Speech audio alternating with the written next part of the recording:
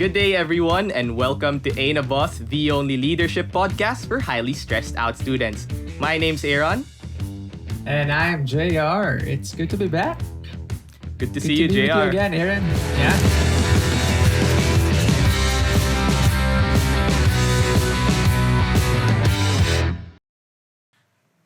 So, today we'll be talking about episode 2, leading yourself through the pandemic.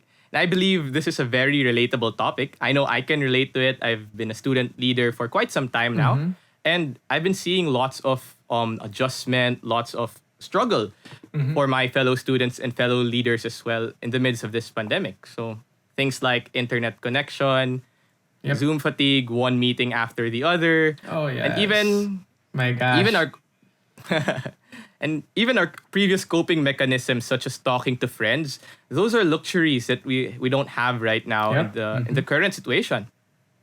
Yeah, and not to mention, I think like the modules, the shift in learning, it's really very different. Indeed. Most of you guys, I would know, had a hard time at first, like how to adjust to that. And some of them actually even out like, oh, I hate this. Like, I don't want to do this anymore, like the modules. I want to go to classes or whatever. So yeah, that's still, but it's already a year and things are not yet different, I guess. Yeah, and speaking of necessary adjustments, just came to mind just now of a story I remember. It was a student who made that pretty drastic change in his educational routine. He used to go to school, but now he treks for miles to look for internet connection. And it just speaks that while the experience of adjusting to online setup might be different for each and every one of us, it is by all means an unprecedented change Yep. in the course of this pandemic. And I think that guy who went on viral, I don't think that's an isolated case. So like Indeed. there's a ton of stories, on social media having the same kind of problem. I remember one of the guys that I'm mentoring. He's leading a group project a few months ago. But this was also the time when the Typhoon Ulysses was ravaging the Metro Manila. And then there was actually severe flooding. And one of his group mates got affected. And the work of that student just got wiped out. And of course, they had to like cope with the situation and attend to the family. What is he gonna do? The guy that I'm mentoring, Oh, no. like, how do I proceed with the situation? And I think it's very, very difficult to navigate these kinds of challenges on top of the pandemic. It's really compounding. So how do we deal with that? Yeah. Yeah, and if I may ask JR, now you're a youth mentor yourself, no? Like we already we introduced yourself. You introduced yourself in our last episode. But as a youth mentor, why do you think it's important for us students and leaders to talk about these kinds of things? And how do we talk about this in our current context? Yeah, I think one caveat, if you are listening, or if people will be listening to this months or a year from now, I hope pandemic is already over. But it's still worth processing what we've learned over the past year. But of course, if you're listening right now, we're still in the middle of Yeah. it. I don't know if there's an end in sight. We can only hope. So how do we actually learn how, as you've said, like pivot, but take things into consideration we've learned so far? This is not new to us, but how do we move forward? Yeah. On a positive note. So I think, of course, you said earlier, different people would experience the pandemic differently. Therefore, we can't cover all the bases, all the areas where we think student leaders need to think about this. But I think there are three main areas that most of the student leaders would experience challenges in. And I think we can have great conversation about that. Indeed. Yeah. Fire away, JR. All right. So I think we can start with mental health.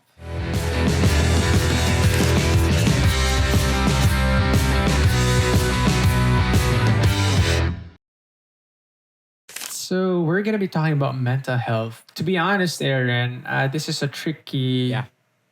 topic to talk about.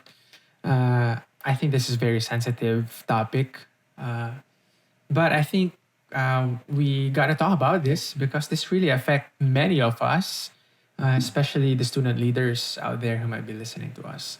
So, anyways, so I'll proceed. In our conversation. Sure. So many people would experience either anxiety, burnout, stress that make a toll on students, and they're brought about by different factors. So I'm interested actually, for you personally, how do you experience the effect of pandemic on your mental health? Yeah. I think one of the things that really affected my mental health during the pandemic was when I had to go home from Manila, where I was studying, to the province. Now, I was just in the middle of establishing, a good routine in that semester. I think it was around March when I had to go home. And my habits Oh were my actually gosh, I still pretty. remember that. Yeah, yeah. 1 year ago. Oh my It's been god. so fast. And I was actually in the midst of establishing some pretty good habits. And when I came home, without any certainty of what would happen next, everything just went to naught. Had to start afresh. And I remember Yep. that time, the education scene, how to proceed with the semester, it was kind of chaotic. And Right. it all contributed to my anxiety as well. And Right. fortunately enough, although I was able to establish some habits, some good routines later on, and I understand that not all student leaders might be in the same boat as I am. Yep, yep. Good, but good for you, Yeah, Aaron. thank you Yeah. for that. But aside from that, I think one thing that we can all relate is that our coping mechanisms were different as well. So in my case, JR, I used to cope with my mental health struggles by bonding with my friends. So taking time to socialize in physical setups. It's really different when you're Yep. face to face with the people you trust, the people you love. And Right, yeah, right. and right now, And of course, your situation might be different because there in your province, yeah. you guys have like I think lesser, what do you call that? Restrictions maybe compared to here in Manila. That Indeed. it's a lot more difficult. Yep. Yeah. Anyways, go ahead. Yeah, and some of my friends are thousands of kilometers away from me. So while I wanted to do that, I really couldn't. And Yep. losing that support group, that daily support group that you're used to leaning on every day of your student life, it takes a toll on you. And I guess one more thing that I just thought of right now that really affected my mental health are small issues like when you're in the middle of the class and then suddenly you lose internet and you have to ask Yep. the prof if you could retake a particular quiz or submit a bit late. Those Yeah. things, while they might seem small at first, if they add up, man, it's really hard to Yeah. cope with those kinds of stuff. How many quizzes have you missed because of the internet? Oh my, I think I'll just leave it at it's more than my fingers in one hand. Oh my So, gosh. Yeah. I guess that's one of the cons of being in the province as well. I don't know, but maybe. Yeah. So speaking of that, there are other things that would affect the mental health of our student leaders, especially for those who are leading their organization. I remember our organization had to figure out how to do Zoom well, but not Yeah. all of organizations were able to actually jump in right away. So it's really hard for many of the student leaders navigating that. But I think there's also a part of us, the idea of like not being in control, of powerlessness, maybe anxiety of what's happening. I don't know. I don't want to get into politics here, but we're all affected by how things are going, Yeah. how things are being handled, and how things are being done that may not be in our control, but we're affected by that. And some people might receive that much more heavily than the others, but definitely they're all affecting us. Yeah. So, and the idea of like connection, which we're gonna talk about it later. The whole idea of like friendship, not being able to see, as you've mentioned. I think there's a big impact on mental health challenges.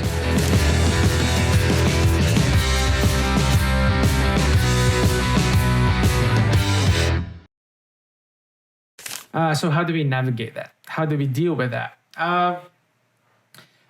In the book of Stephen Covey, there's a principle, the 7 habits of highly effective people. The first habit there is being proactive. And the principle that he's sharing is the idea of let's be proactive in noticing the response rate to certain stimuli. For example, okay, so if I throw you the ball from here, from Manila to your province, to Jensen, if I throw you a ball, how much time are you actually going to be able to come up with your response? Yeah. Are you going to shy away? Are you going to duck? Or are you going to catch it? Whatever. So he's saying that there's a lot of stimuli out there, and our tendency is to react. So meaning like we react to different things. But he's saying there's still a time for us to make an appropriate response so that we can do something about that situation. Yeah. What am I talking about? Okay. So there's the idea of circle of concern and circle of influence. So like say we get a problem, and that's our concern. And most of those things would affect us and take a toll on us, would give us stress, and whatever. Yeah. And we're just focusing too much on that. And then we're not able to respond well to those stimuli or to those concerns. Yeah. Am I still making sense? Yeah. Are you following me? Yeah. Yeah. Okay. So he's saying, but we fail to pay attention to our circle of influence, meaning what we're able to actually have power over, the things that we can control and we can navigate so that we can respond to the concern. So what are those? Most likely, or most often than not, those are the things that are what we're able to feel, what we're able to process with our minds, and what we're able to do something about. That's our circle of influence. So for example, we get a pandemic and we're anxious that there's rising cases again. And many people would find it very alarming and it's really disheartening. And the emotions would be sad, anger, whatever. And that's taking a toll on our stress level. But we fail to pay attention also. Okay, so how am I gonna deal with this? So most of the people will just tend to just react right away and not able to process. So what Stephen Covey is saying, but let's pay attention to the things that are within our control. So okay, my control would be okay, how am I gonna feel about this? Yeah. I feel sad or I feel anger. Why am I angry? And then what am I gonna do with this anger? And then objectively, what are the things that I can do so that I can actually help and Ease it. do something about the pandemic. So most likely that would be okay, I'm gonna do my part. I'm gonna wear PPEs wherever I go. I'm not gonna go out if I really don't need to. Things like that. And then how else are we actually able to address the problem? Because it's our concern, but we also have a certain circle of influence only. Of course, what I'm saying here, Aaron, is for many students, this might not be helpful because they're gonna need much more help. Am I making sense? Indeed, in terms of alleviating or dealing with their mental health challenges. But for many of us, I think this will be a helpful principle to say, what's my circle of concern? And it's really very difficult for me. But what's my circle of Influence. influence? What's my power here? What's that thing that's within me that I can actually do something about? Do you see something similar in your experience? Like maybe in your internet problems, like, okay, so that's your circle of concern. What's your circle of influence? Well, I've been thinking about it when you mentioned about the circle of influence.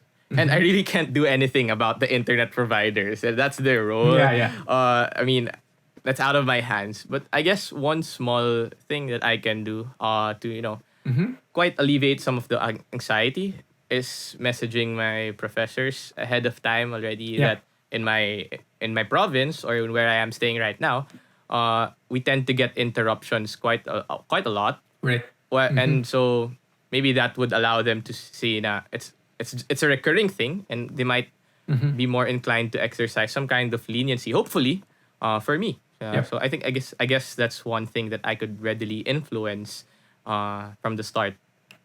Yep. And of course, we're thankful for many professors Indeed. and teachers who are actually understanding with the situation. I think most of them are also experiencing the same For thing. sure. In the middle of their lecture, their laptop's gonna conk out or their internet's really not gonna work. So, yeah.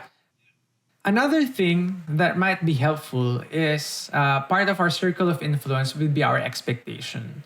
So we can actually manage our expectation with regard to say like internet. Like I know it's not gonna work all the time. Yeah. So I'm not gonna expect that everything will work out perfectly. So I can come up with like say certain plan A, plan B, plan C when internet sucks. But for the most part, we can also just manage like this happens, and therefore I can actually check my emotions and how I'm gonna feel about this and process this. Things are just not in our control. Indeed. One pitfall, though, Aaron, is when we think that. So, how do we know that we have circle of influence on different things? I hope that this will not be an excuse for many student leaders to say like okay, I don't have power over this. So it would be good to actually be objective, like say, and be really honest. Like, can you do something about this? Yeah. And if you can do something about that, then might as well do your part. Yeah. That will also help your mental health to see something productive and see certain results when you're actually doing your part. But what I'm saying here is, let's identify the concern and then let's identify the influence. Where is it merging? And then I think that will be a helpful principle to lessen burnout or lessen anxiety and stress among our friends out there listening. All right, so I'm just gonna quote Sure. Stephen Covey again here. Again, it's a principle on or the habit of being proactive. And he says here, as long as we are working in our circle of concern, if I may add, circle of concern only, we empower the things within it to control us. We aren't taking the proactive initiative necessary to effect positive change. It is only when we work in our circle of influence, when we focus on our own paradigms, that we begin to create a positive energy that change ourselves. So by working on ourselves instead of worrying about conditions, we are able to also influence the conditions. So I think that's a pretty good summary of what we've talked about. Yeah.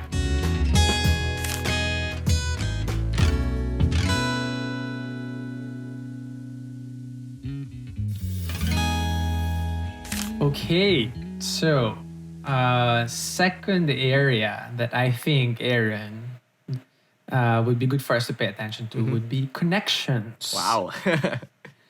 What do I mean by connection? Of course, our interaction with people. Student leaders find this very, very difficult. Yeah. Connecting to the people that they're leading, their org mates, not to mention their friends, of course. But there's a serious challenge in terms of like how do we move on projects? How do we lead our people if we're not able to see them face to face? I experience this myself. Like, how do I know if my people actually trust the vision or where I'm taking them Yeah. if you don't actually get to meet face to face? Yeah. So, how do you experience this yourself?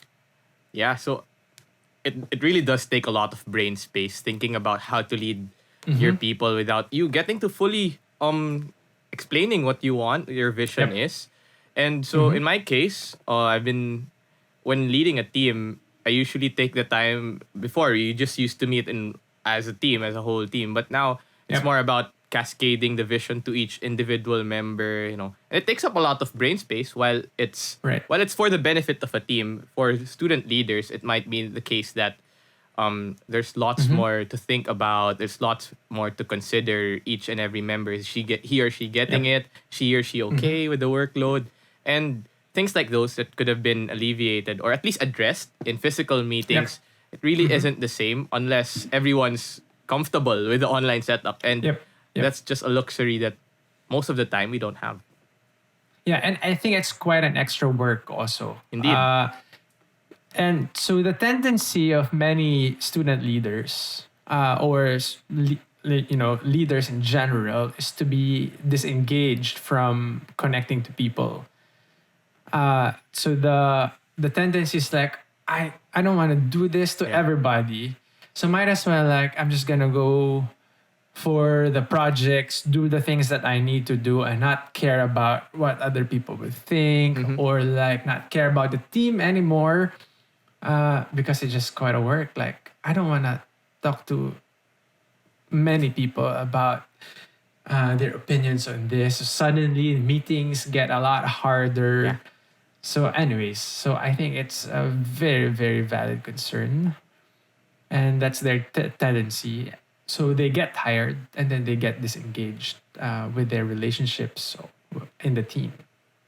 So as you've said, so many people, I think now the question is why people find it. Why would people find it very, very hard to connect to people? Why is it very exhausting? And then it's actually just now understandable if they disengage. Yeah. So we don't want that because I think it's still very important for us to connect to people. So how do we do that? No, but just to give you certain examples here. So there are certain researches how the pandemic is shaping our social interaction. So for some people, other relationships just get not really forgotten but set aside. So it says some of the studies here would say when social interactions moved online, only certain kinds of relationships seem to survive. Unlike face to face, you're gonna interact with many Yeah. people naturally. You're gonna see them on campus. You're gonna see them in different places, different functions, organization, meetings, and whatnot. But here, you need to be very, very proactive and meeting with people because you just don't have those kinds of settings anymore. Am I making sense? Yeah. So far you are. Yeah. Yeah. Uh-huh. So that's one effect. So it's just quite a work. You can't do it to everybody. And then the idea also of trust in online connections is very, very important. For sure. But it's very different compared to face-to-face conversation. So another TED talker, a psychologist, her name is Susan Pinker. Her study on the secret to living longer may be your social life said something about sometimes we don't pay attention to social life, our interaction, but it gets highlighted because of the pandemic. So in one of the interviews, she said even like seeing the white of the white eyes. part of your eye. Yeah. It's very, very important in terms of like connection and even trusting that person that you're talking to. Not to mention the gestures. Like, is that person actually meaning what he or she is saying and whatnot? So it's very, very different. And then the whole idea of sense of touch, a tap in the back, the warmth of a hug, or a high five, or a shake hands would make a big difference on relationships and connection to your team. You kind of like you belong to a team, or you feel like you belong to that team when there's actually actual physical touch. Yeah. Where you're able to like even just like high five. It does something in our brain that's very, very crucial. In fact, researchers would say Researchers. would say that when we have those kinds of interaction, there's also a flooding of neurochemicals. So one chemical would be serotonin, that would inspire trust and would inspire the feeling of I belong in this team or in this situation when we have those kinds of physical affection or interaction. Without that, dopamine kicks in. So it's also a chemical naman that would make you alert and defensive. So it's very exhausting to have that kind of surge of dopamine in your brain because you always have to be alert. Like, am I being heard here? Am I being trusted? Am I able to ask their opinion and involve everybody? Which is very, very difficult. Go ahead. Yeah. Yeah, I was just saying, with everything that you just said, I just had one question in mind. So with Sure. all of that said, can we quantify or at least say that these digital interactions are perfect substitutes for our, physical interactions, the things that we used to have Yep. in the past?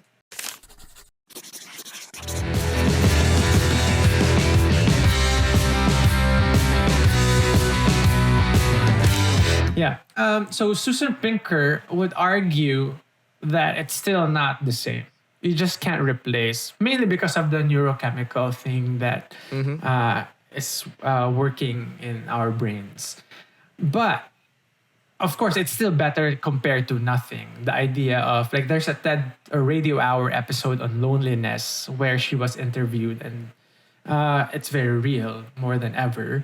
And so she's saying that, of course, this is still better to have something like an interaction online compared to having nothing. None at all. In fact, this is better compared to just connecting to people through social media like Facebook or whatnot, because that's very static.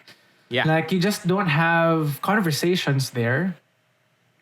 Therefore, it just makes you actually more depressed and much more comparing, because you don't know the context of what's happening in the social media setting. So she's arguing that it's actually somehow still better to have conversations, connections online instead of having nothing. But it's still different. So she's saying that it would be good for, like, say, okay, have lessen the lags. Sometimes we experience this also. It's very frustrating. But if you can minimize that, that would be better for the conversation to be smoother, but also to be much more peaceful. The closer, the better. Like, you're able to connect to people. Although this works a little bit differently compared to, like, say, in a crowd. Because now the effect of the zoom on crowd is like you feel like everybody's looking at you. Because you see their faces. Where in fact, in face-to-face, when you talk to people, it's just like a big blob of eyes. But you don't necessarily feel that they're staring at you. So it's different. But when it comes to like connection to people, it's more important to have like, okay, it's closer and I'm really able to like see that. See this? The white of the eyes. The white of the eyes. So things like that. And then the whole gesture, you're able to like communicate that. So I think it's still different, but that makes it a lot better to Easier, compensate for the loss. Okay, so one principle here that it would be good for us to think about, it's exhausting because we're thinking, nah, I can't do that to everybody. So might as well not make an effort. So Andy Stanley now would argue to say that it's actually not right to think that way. So one healthy principle is do for one what you can't do for everyone. So again, do for one what you can't do for everyone. So if you want to be connected to people, at least like do for one person. Connect with that person for your own sake, but also for that person's sake. Yeah, so it's good for your organization that you're able to do that. And then as you're able to do a little bit more and more as time goes by, I think that will also make a ripple effect and it will create a very, very positive change and For sure. impact on your organization. For So sure. that's it for connection.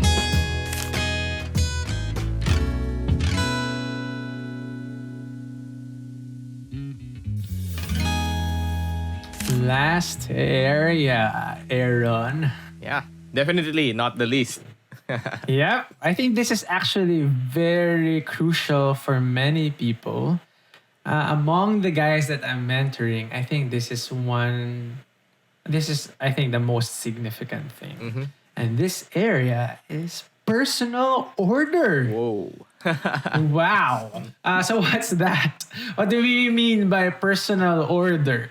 Basically, the ability to take responsibilities, to do the things that you need to do. So if you need to be studying at that particular time, then you should be able to study. Yeah. But of course, there are also a ton of other responsibilities that you guys experience now that you are more at home.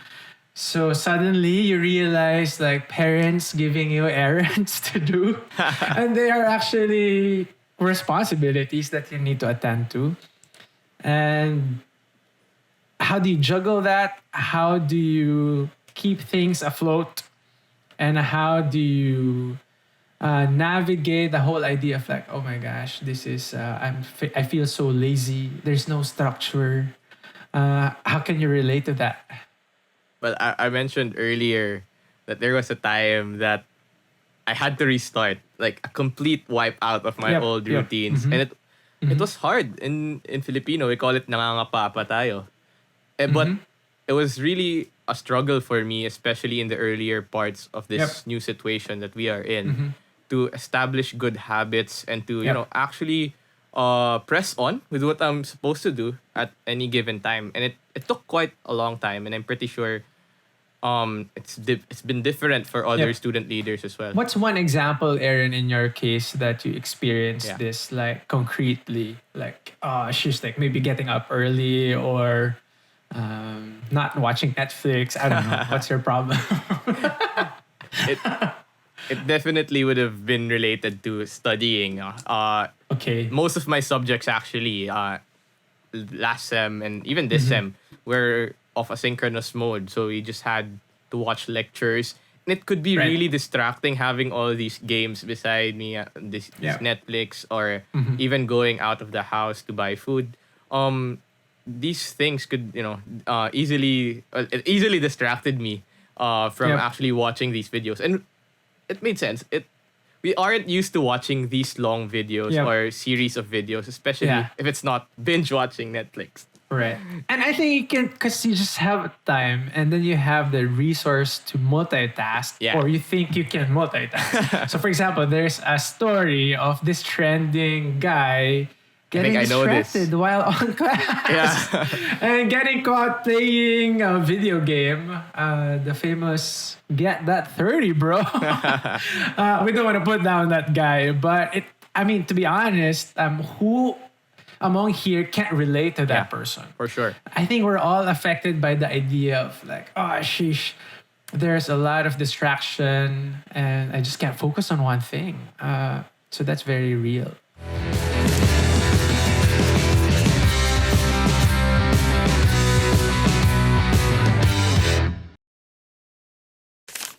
All right. So how do we deal with this, Aaron? This personal order thing. Just to make sure, JR, hindi to yung order in McDonald's or in Jollibee, right?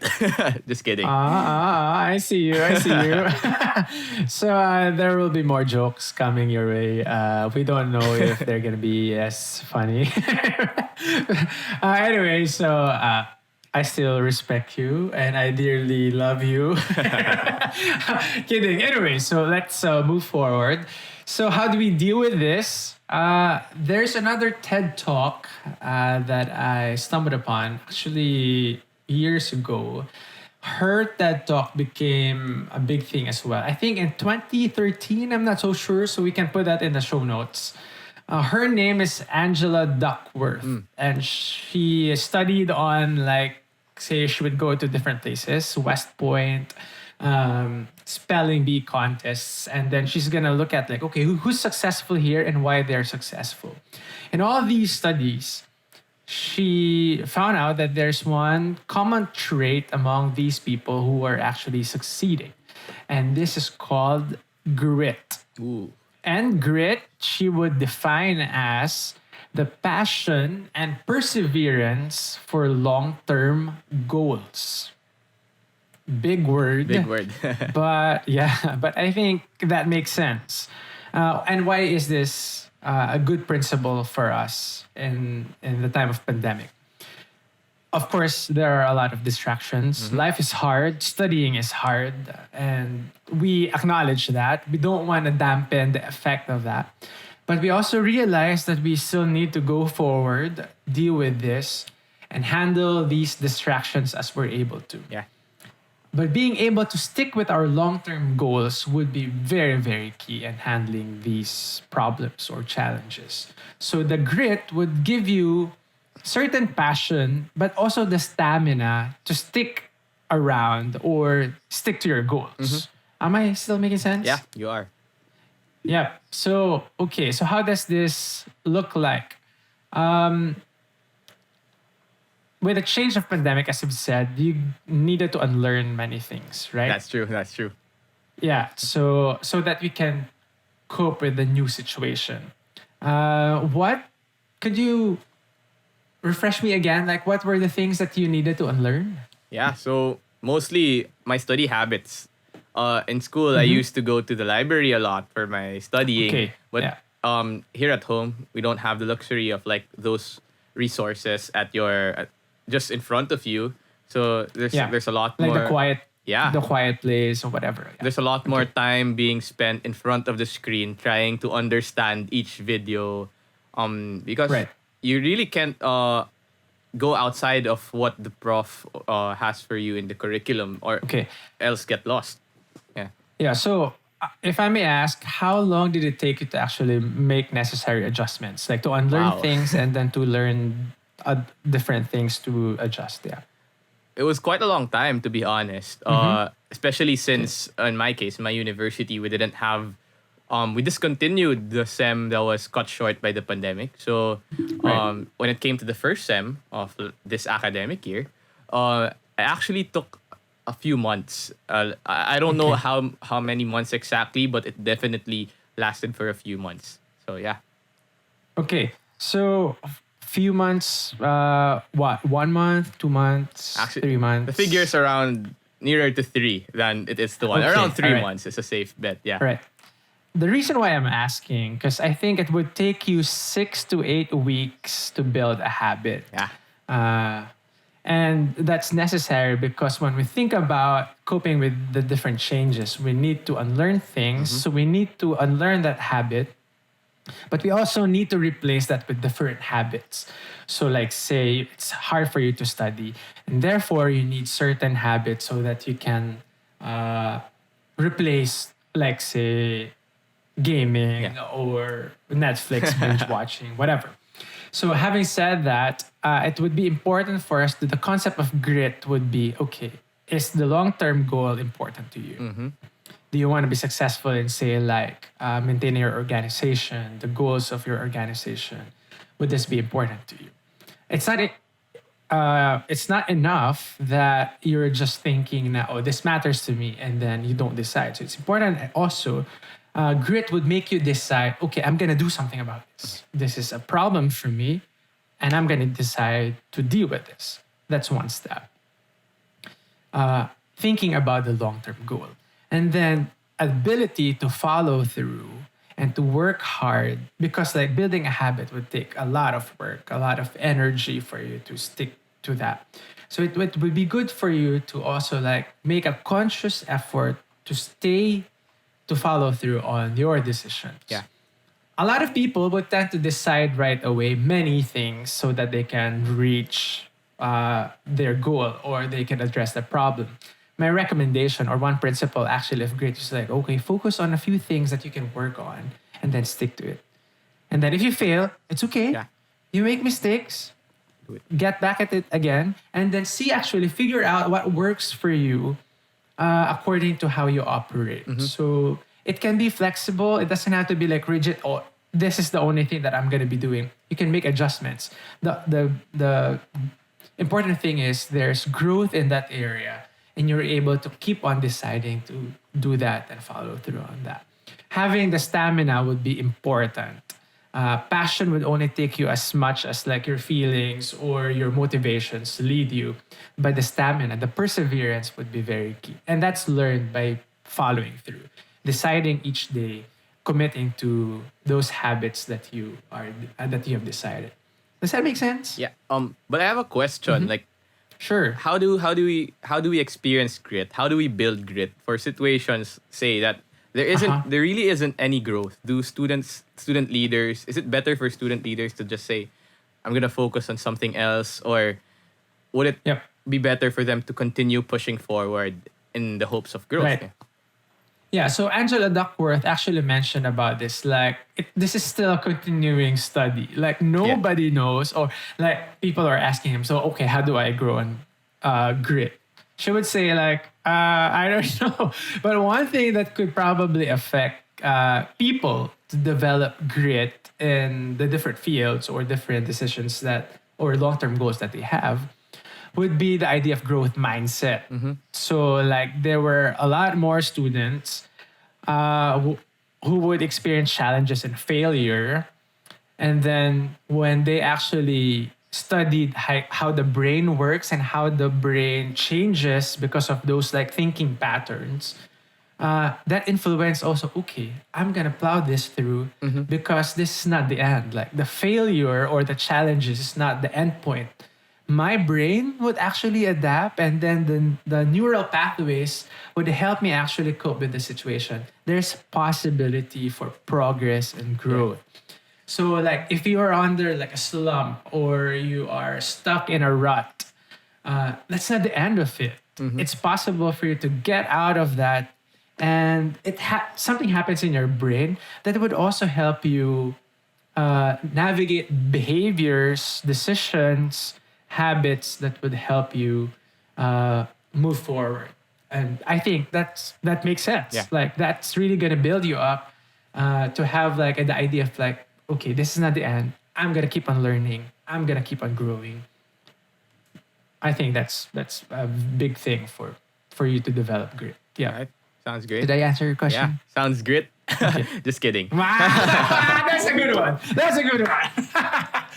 All right. I think that's it for the personal order. So let's just think about the grit mindset that leads to growth mindset, or the growth mindset that will lead you to grit. Yeah.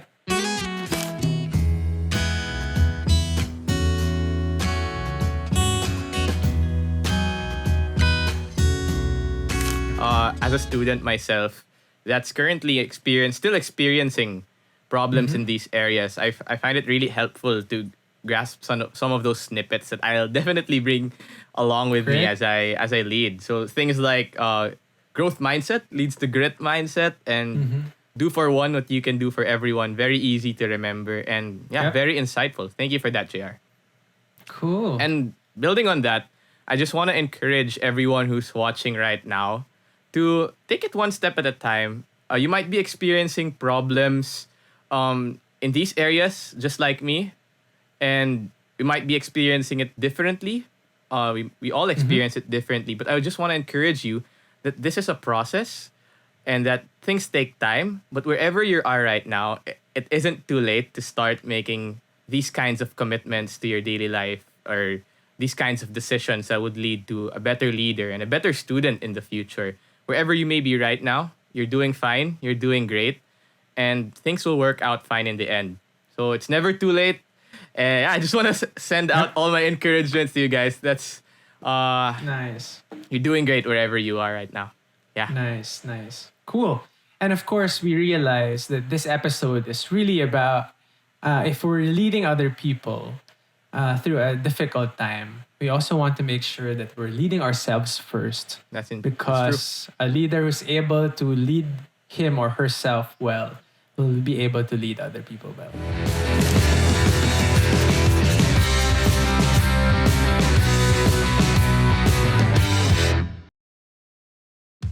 Yes, and this podcast has actually been very helpful for me. And if it helped you as well, which I hope it did, make sure to follow us on Spotify or wherever you might be listening to your podcast. And feel free to check us out on YouTube as well. Once again, this has been Ain't a Boss, the only leadership podcast for highly stressed out students. Have a great day.